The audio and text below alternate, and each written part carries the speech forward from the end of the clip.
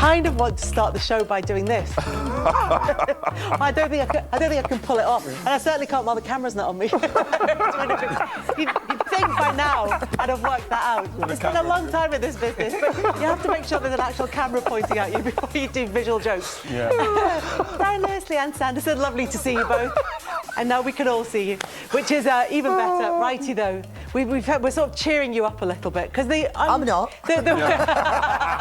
I'm buzzing. I'm on this show today. But the 100% runs over. Yeah, and Man United, in the way they played, I thought we played pretty well. I thought, like Mikel said, that there was some discipline and some bravery that they didn't show. I thought like we controlled the game for long periods, but in the moments that really mattered, especially for United, with Eriksen playing like he was in that drop in that 6, and then Fernandes being, they really punished us in the moments, and I didn't think we were brave enough passing through lines and getting at them, but I thought that the way we went and attacked the game, obviously got that goal disallowed, rightly so, it was a foul. I was quite impressed with that because we went there and it's the best we've played there for a while in actually going to try and do something. So it wasn't as bad as people would think, but like the record, everybody was going on about the record, which is something that I'm delighted I it's heard gone. somebody asking, we'll talk more about Arsenal in a minute, but I heard somebody early on talking about whether or not we can start to think of this team as potentially the next Invincibles at some stage. And it just seemed, there were people getting carried, you weren't one of them, but there were people getting carried away. That, though, realistically. They progressed. Yeah. You can't deny that. There's no way that this team hasn't got some, and that's what I'm saying, those are the things that people need to just calm down on, because this team's very young still, and they're still learning. They'll learn a lot from yesterday's game. Talking about progression and a plan and a project and a way of play, that seems to be something that Manchester United have found under Erik ten Hag. Apart from even the result, there seems to be a system in place. Absolutely, and I think if you'd have told me, Kelly, I saw you after the Brentford game, I was at that game and I literally wanted to leave at half-time. We were that bad. And I think if you'd have told me we would have beaten Arsenal and Liverpool after that game, I would have said, what planet are you on? We looked like I was struggling to remember if we were going to even get 3 points on the ball throughout the season, but it's been a quick turnaround. I'm not getting carried away.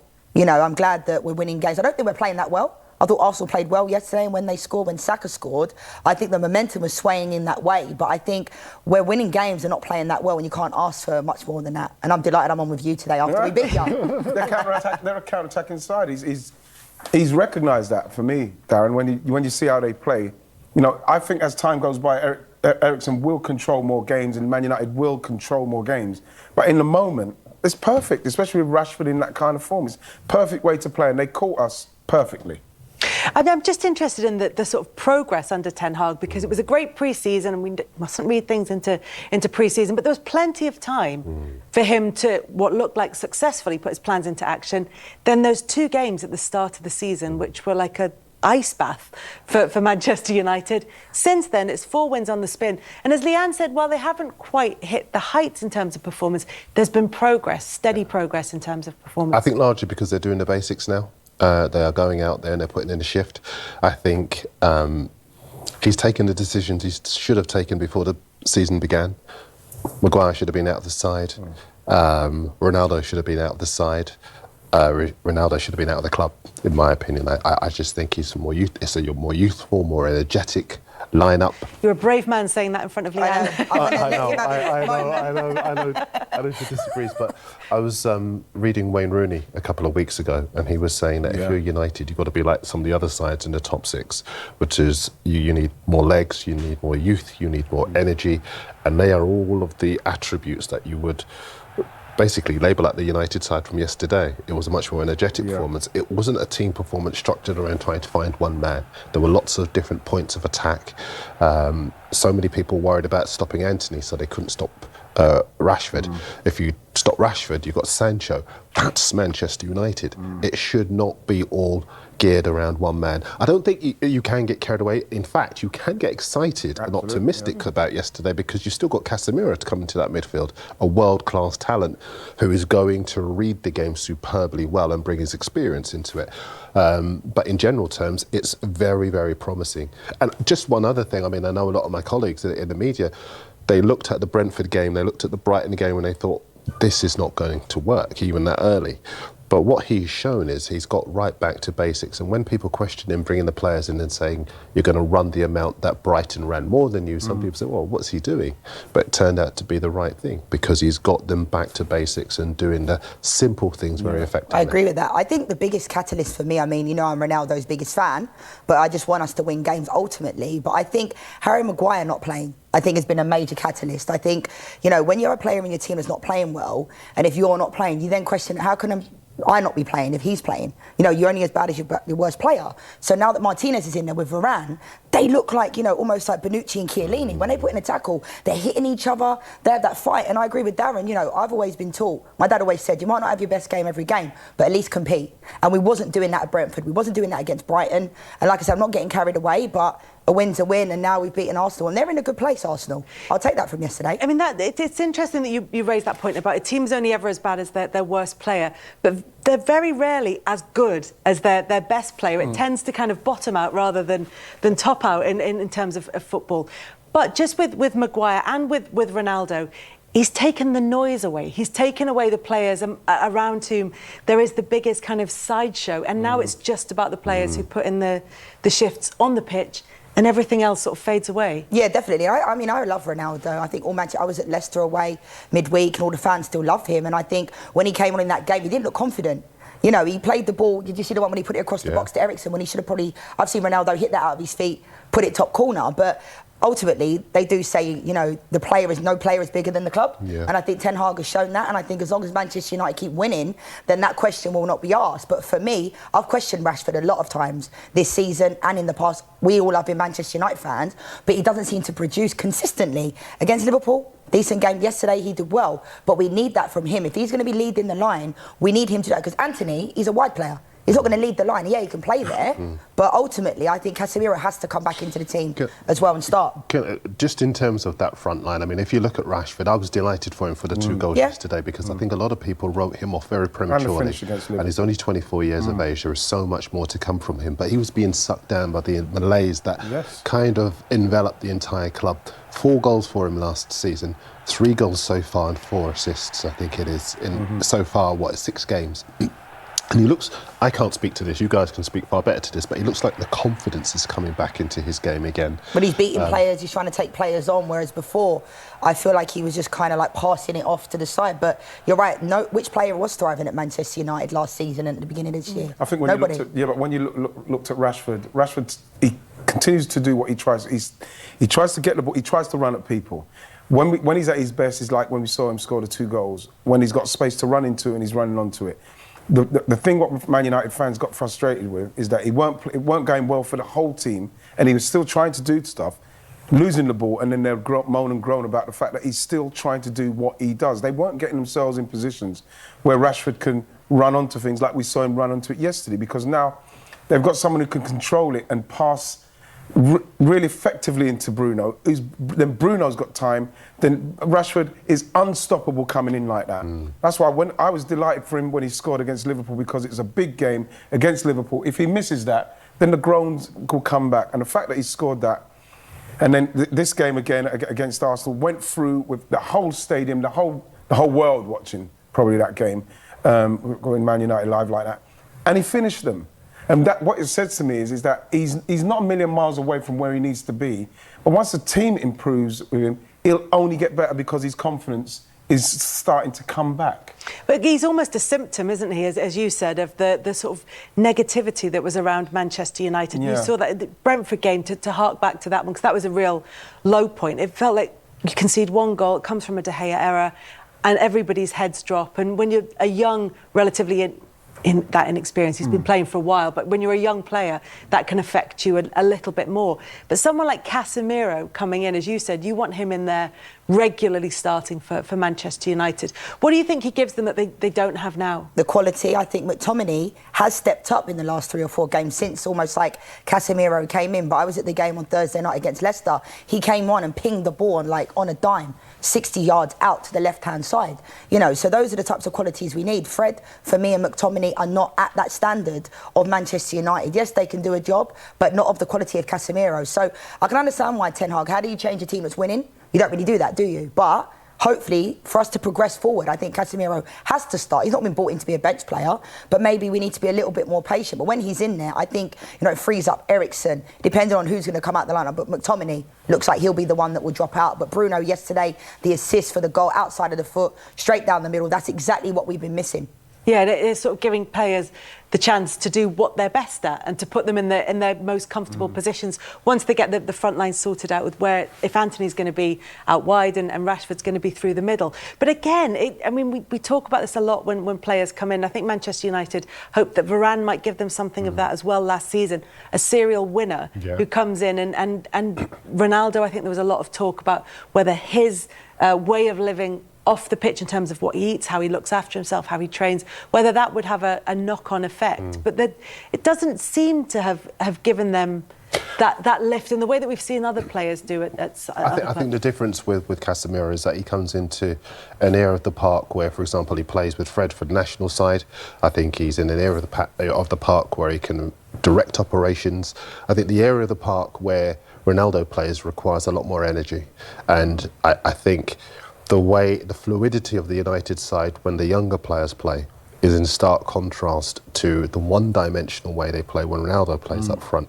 We know he's the most clinical finisher in world football. We know all about his legendary status. But if you look at all of the other teams in the top six, there's a dynamism about the way they play in that final third that United just don't have when Ronaldo plays. And the thing with Ronaldo and the way they played yesterday against us, that doesn't happen if Ronaldo's playing, because you need to be in control of the game, be able to move, so then Ronaldo can make his move like that. He's not going to blast from the halfway line like Rashford and go and score that goal. And I think that what else I saw, which was quite noticeable for me, is that when he came on, he does look apprehensive now, because what he's seeing is a team that's improving without him. And so then, I saw him kick one over the bar. And so, with the cross, and he's upset with himself when someone didn't square it. The thing is that I think that United now, and the players and the way they're probably in training now, he's no longer that focal point now. Yes. They can now focus on, we know what we're doing now. Sooner Casemiro gets in there, for me, the better, because I think that frees up Eriksen and in turn frees up Fernando. It pains me about Ronaldo, though, because for me, obviously we brought Ronaldo back. I'm glad he didn't go to City, and I agree with you about the high press and stuff, but if Rashford can produce like he did yesterday, then we'll be okay. But on Thursday at Leicester, he was poor. Yeah, but the thing is, Leanne, you're going to get more out of someone like Rashford with the team playing a more constructive style of football. The way they're playing, where it's going to be going through, they're going to control it more, then he's going to be able to time his run and do what he's doing. Ronaldo can't be questioned in respects of the goals, especially last season, and what he's capable of, but he's no longer that kind of player. He's not in that place. And Man United are now moving somewhere where if Rashford, and of course consistency is something that has to come alongside what he's doing now, but that will come with confidence in the team and with them knowing that they're playing towards it now because he's more potent. If we keep winning, then no one's going to have a problem, are they? Yeah, and just on the back of what Ray was saying, I think if you look at Rashford now, I agree entirely with that idea that if Bruno Fernandes plays that ball through the middle onto Ronaldo, he is not going to split away from the last defender like Rashford was able to, just because his legs won't carry him now like Rashford's would. But also there was a moment for me when Anthony scored, and it was almost like a symbolic changing of the guard. I'm not saying that Anthony's going to get any win near the levels of Ronaldo at all, because we know that's not going to be the case. But the camera cut to Ronaldo and he's clapping above his head. And what you saw in Anthony is a crowd pleaser, all the tricks and the flicks, just like Ronaldo had when he first arrived. And some people got a bit frustrated with him, but Anthony wants to thrill the crowd. He wants to score goals and he wants to be that serial thriller, but he has that energy about him that Ronaldo simply doesn't have. In some ways, it's kind of sad to see the dying of that particular light, because, he has been a wonderful player for so long. But I just think there is so much energy about this team, this United. The senior players that have come, like Varane and Casemiro, who are winners, they're in areas of the park where they can affect the Well, play. Varane's been good this year. Varane last year, when he came in, was not good. He wasn't good, but the this entire year, side was poor. He's and been good. That's the general point. The side now, the confidence is... It's almost like you can feel the pulse of United now. And I think gradually, as the games go on, there'll be games where they'll stink the place out still, but they might grind out a 1-0 win, 2-0 win. when, but then they'll start to get the, So do you the think confidence Cristiano back. needs to get used to being a 20-minute player then off the I bench? think so. But it's Without a also, doubt. it's also true that last season, although he got a lot of goals and a lot of significant goals as well, not just, a couple at the end of like a Winners. 6-0 win Yeah, or something. winners, yeah. He got significant goals, but the overall goals for Manchester United were down on the previous season. So he wasn't just filling a gap there. It was sacrificing goals elsewhere. But I'm really interested, just before we move away from him and start talking a bit more about Arsenal, I'm really interested in this idea of him as a sort of chastened figure, because I wonder how much, as somebody who's very much been seen as a figure who likes to bend the world to his will. If it isn't happening the way he wants it to, he will make it happen and force that to happen. And I wonder if, when he's tried to get away in this transfer window and it hasn't come off for him, I wonder if maybe there's something going on with him where he's starting to realise maybe what a couple of people were saying through last season, which is it has to come to an end sometime. The thing is, when you say that, Kels, what it makes me think is that with Ten Hag coming, we don't know what's been happening behind the scenes, how Ten Hag's trying to get things going, because we're starting to see it now. And remember, he wanted to leave. Remember, he wanted to leave. Maybe with his experience and what he knows, he's seen the progression of this team and he doesn't see himself in it. So what he wants to do is he wants to leave before it gets to a place where it's, this is pretty good. We don't really need him. He wanted to leave probably when everybody's thinking, how can we get rid of him now? So then he would still leave with the big grandeur. But at the moment, if he leaves now, Man United fans will say, yeah, maybe it's right for you to leave. It's a long season, and I think there's a lot of ego stuff to go in. It's a long season, though, righty. It's a long season, and Cristiano Ronaldo is a serial winner. So for me, I think, do you think he goes in January then? I think he'll go window? at the first opportunity. Absolutely. He can go. He is a serial winner, but I think he quite likes to be a serial hero. And the problem is now he can't be in this team because it's the only teams in this very competitive top six that will succeed are teams, not one person, which is why even though Harry Kane scores lots of goals, Son will start to explode, for example, at Spurs, and Richarlison will score goals, and City have got Haaland, but they scored 96 goals without Haaland last season, so they're a team. If they scored at their shot conversion rate from last season, the shot conversion rate that they have this season with Haaland in the team, if they scored at that rate last season, they'd have got 153 goals. There's no point in anyone else turning up. I know it's an aside, but it's a good one, isn't it? Brilliant aside. We'll get to that. Just one more point on Ronaldo. It kind of reminds me a little bit of Aubameyang at Arsenal, because when Arteta said you got to go, even I was on here saying, look, when you do that, you've got to win. Absolutely. You've got to succeed. You can't get it wrong. And when they didn't get into the top four, he took a lot of heat. Yeah. But the club stood by him. And you look at this side now, and it's a more energised side. It works harder, and it is more of a team. And I think the key with Ten Hag and the secret to this particular success in terms of the power shift that you're describing between Ronaldo bending everyone to his will and Ten Hag now starting to assert his control is the club have clearly said to him, you're our man. Yeah. And if you drop Ronaldo and he's a problem, that's not something that's going to reflect. Giving him 85 million to buy Anthony makes us know that he's 100% their man. Because, for him to score, for Ronaldo to be on the bench, seeing the new guys scoring, seeing Man United starting to do their stuff without him, it's very difficult when you're that player who's the main guy. I remember being at Arsenal when Anelka's coming, seeing Anelka emerge in that, you cannot help but feel like this guy's it's starting to come to the end. How soon did you think that? How soon did you think that? I think the second training session when I saw him blast through four of them. I said, wow, I just felt like I lost half a yard of pace. But you feel that, and you feel like something's coming to an end. And I feel like maybe that's what's happening with Cristiano Ronaldo. You know something? I said on the show, Kelsey, I don't want to see the Liverpool and Man United as well languishing, not doing well, because the league's better when they are doing well. Everything raises up when Man United are doing now. Look at it already now. Everything's changing because Man United are doing well. I don't mind that, because everybody else, we're going to have to liven up. everybody has to liven up. That's what you want to do. If Cristiano's watching, I still love him. I still think he has a lot to offer Manchester United, not necessarily from the start potentially, but I think it's a long season. I really do, and I hope that Man United keep winning in the way that they do.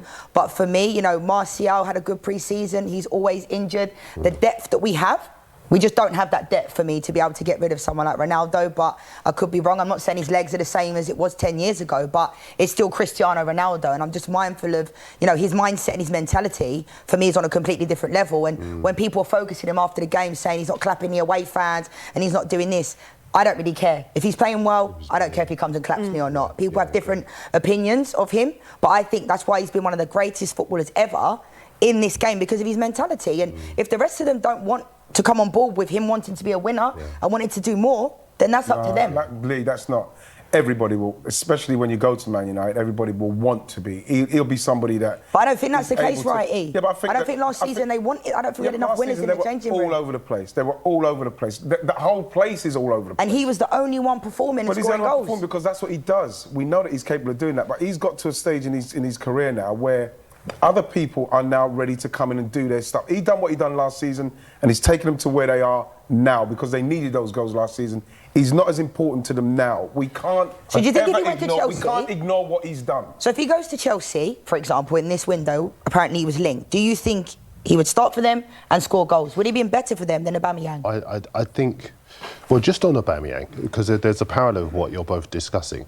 Aubameyang pretty much lifted the FA Cup for Arsenal on his own. He scored the goals against key opposition to get them to a trophy. I thought they had no chance of winning in that season.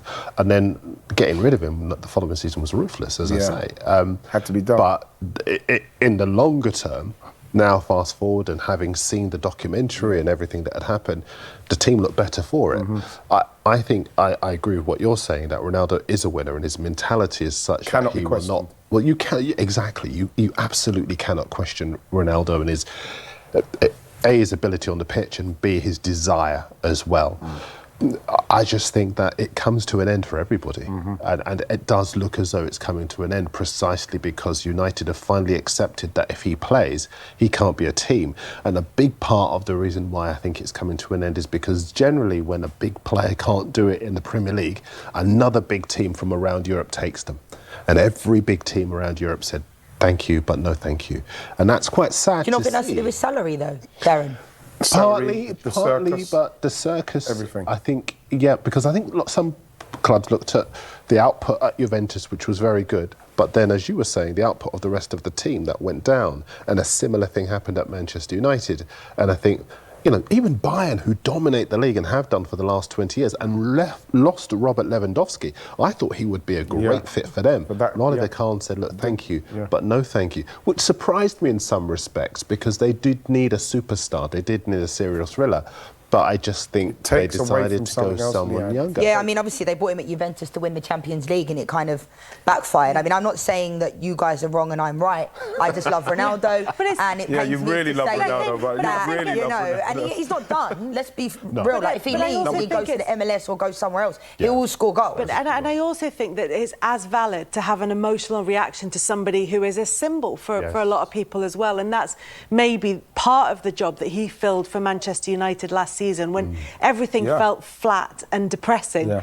Ronaldo was there for fans to kind of 100%. To cling on to as their light. But you mentioned, and I think you've both talked about Aubameyang and a similar situation. It's not exactly the same, but a similar situation at Arsenal. And it feels as though there are parallels to be drawn with what Manchester United are doing now with Ten Hag and Ronaldo, and what happened with Arsenal under Arteta with Aubameyang. Cristiano's never late though. He's always young early. Players. So there's not that parallel. He's not going to get stuck in his car on the high road in the middle of North London. But there are kind of parallels there, and it's about very much trusting the process, even when there are bumps, as there were in the match against Manchester United. Yeah, but like then you have to have a manager that's brave enough, and like Darren rightly said, they've given him the keys to go to do your stuff. They've done the same with Mikel, and you've got to understand that when Aubameyang, we weren't doing very well, when Aubameyang was doing everything what he was doing, dropped him late for meetings, whatever it was, in front of those young players, youngest squad in the league, Mikel had to, regardless of what he's doing in respect of scoring, make a decision for the team and the progression of the team and where the team are now to where they were then. And that is what his vision was. He's seeing the team now balanced, working hard, all working for each other. And under Aubameyang, not only could he maybe, if everything what we've seen and what we've heard is right, then he would have disrupted it. I'm not saying Cristiano would disrupt it, because Cristiano is very much about making sure that he's performing at his best. But I admire both of these managers for making the decisions for the necessity of the whole team. And as much as Leanne's saying, you can't get too carried away, it's 4 wins on the bounce for Manchester United, there's a feel-good factor, it looks as though progress is being made. It's not a time to get carried away. Equally, for Arsenal, or maybe in the opposite sense for Arsenal, is it you don't want to be too despondent about one defeat in this run? No, I think the Arsenal fans have been very calm about yesterday, because like I say, we went there and I think we controlled it for a long period of time. We know that Man United can play on the break and are very dangerous on the break, and they've got real skillful exponents in respects of counter-attack. Christian Eriksen's first-time balls, Bruno Fernandes's first-time ball, Rashford's pace. You know, that is going to cause any team problems. And if we, like we didn't do yesterday, you're going to close down someone like Bruno Fernandes, if you're not going to get close enough, if Martin Odegaard's not going to get close enough to Eriksen to stop him doing, then you are going to get punished. And that's what they did. Because now we know that Man United have got a set way of playing. Arsenal, with their young team, have got to be more disciplined in what they're doing. When we went to 1-1, thinking, what we're pushing for? Let's calm, let's bring them on, play the ball around, bring Man United onto us, and then bam, we've got the same kind of pace to beat them. And it didn't happen. And that's what Mikel was more worried about. And that's what we've got to learn as a young side. Also, managing in a month's time, we're going to be sitting here going, it's a big October for Arsenal. they've got the North London derby, they've got Liverpool, they've got Manchester City, and then Europe starting to come into play as well. Though, I think, because obviously they haven't had the strongest opposition they've been going against. But the Fulham game, for example, I don't think Arsenal win that last year. Well, listen, you can see the progression that they're making. With all of these teams that we started, there's no way last season and the way we've been playing, you go into those games confidently, yeah, we're going to get something here and there. Those games, it's a different Arsenal. There's more spirit and drive and fight and intensity. And they've won all of those games, whereas 2 or 3 of those games you lose last season. There's a different mentality, which is brilliant. It's progress. So nobody's getting too carried away on either side. Not too much cause for concern for Arsenal.